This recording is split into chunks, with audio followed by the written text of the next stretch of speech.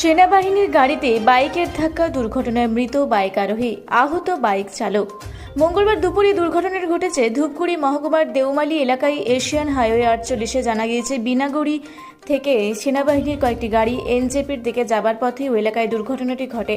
সেনাবাহিনীর এক ট্রাকের পেছন থেকে ওভারটেক করতে গিয়ে ট্রাকের পেছনে চাকায় পড়ে যায় বাইক চালক সহ এক আরোহী।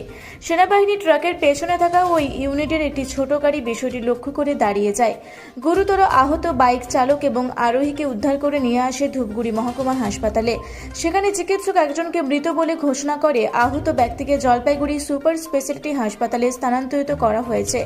বাইকটিকে উদ্ধার করে ধূপগুড়ি থানায় নিয়ে আসা হয়েছে। জলপাইগুড়ি থেকে কনক অধিকারীর রিপোর্ট, রূপসী বাংলা মিডিয়া।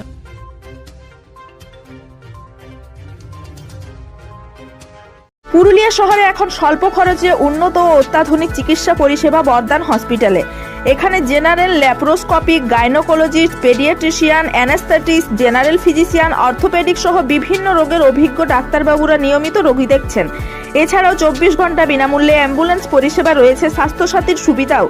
যোগাযোগ করুন বর্দান হসপিটাল, রাঁচি রোড, সৈনিক স্কুলের নিকটে। মোবাইল নাম্বার 8918968624 এই নাম্বারে।